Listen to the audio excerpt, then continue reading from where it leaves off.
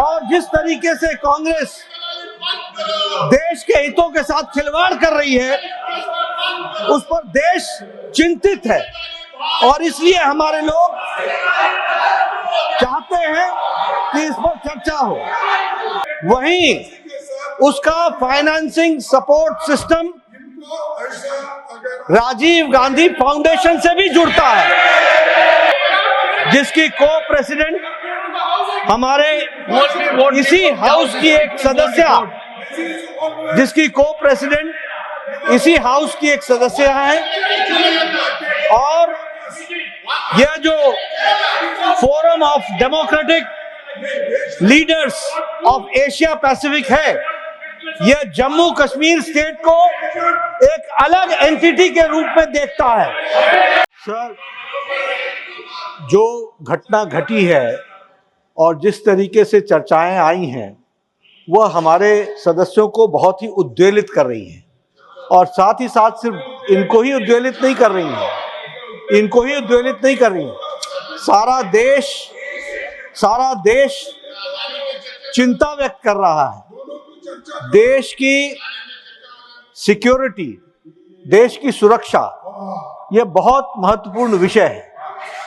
और जिस तरीके से खबरें आ रही हैं कि forum of democratic leaders in Asia Pacific, इसका संबंध जिस तरीके से जॉर्ज सोरोस के साथ सामने आता है, वह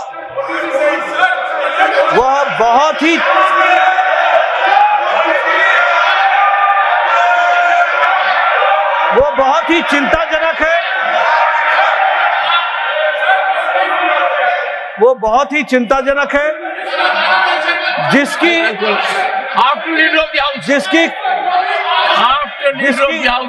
को प्रेसिडेंट हमारे इसी हाउस की एक सदस्य, है। और यह जो forum of democratic leaders of Asia Pacific है, यह जम्मू कश्मीर स्टेट को एक अलग एंटिटी के रूप में देखता है।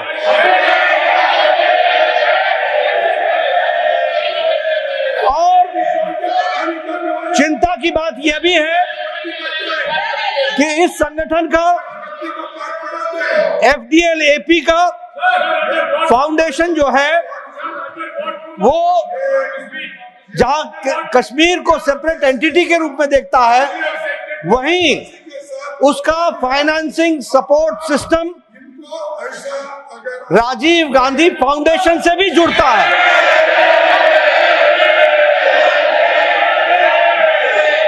और इसलिए बहुत ही चिंताजनक विषय है। ये भारत की छवि को धूमिल करता है, हमारी सिक्योरिटी सिस्टम को पर प्रश्न खड़ा करता है।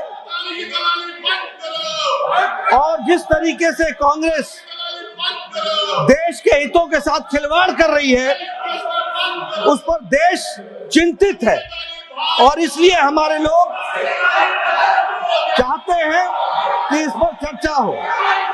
एक बात और ध्यान में आती है कि कांग्रेस के वरिष्ठतम नेता विदेश में जाते हैं और वहां भी वो वही भाषा बोलते हैं जिसको जॉर्ज सोरोस प्रोपोगेट करता है। इतना ही नहीं, जो कुछ पब्लिकेशंस जॉर्ज सोरोस के फंडिंग प्रोसेस से जो फोरम्स और जो फाउंडेशन प्रोपोगेट करते हैं, उसको यहाँ पर कांग्रेस का वरिष्ठतम नेता उनको उठाता है और देश को डिस्टेबलाइज करने में अपना योगदान करता है।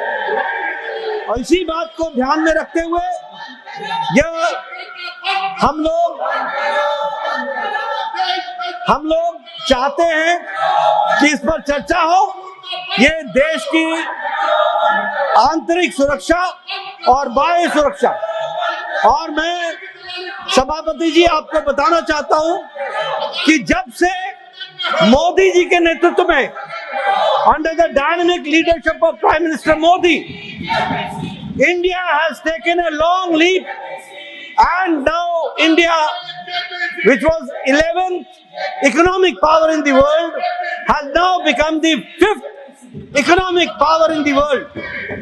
5वीं आर्थिक शक्ति बन गया है और अब 3री आर्थिक शक्ति के लिए आगे बढ़ चला है। इसके साथ साथ जो हम विकसित भारत संकल्प को हम आगे बढ़ा रहे हैं, उससे जॉर्ज सोरोस और उनके फाउंडेशन को चिंता हुई है और उनके माध्यम से, ये बहुत से संगठनों के माध्यम से वो भारत में डिस्टेबिलिटी लाना चाहते हैं, भारत में इंस्टेबिलिटी लाना चाहते हैं, अस्थिरता लाना चाहते हैं और उस अस्थिरता के कांग्रेस टूल बन रही है। कांग्रेस उसका शस्त्र बन रही है और इसलिए इस पर चर्चा होनी चाहिए और गहन चर्चा होनी चाहिए।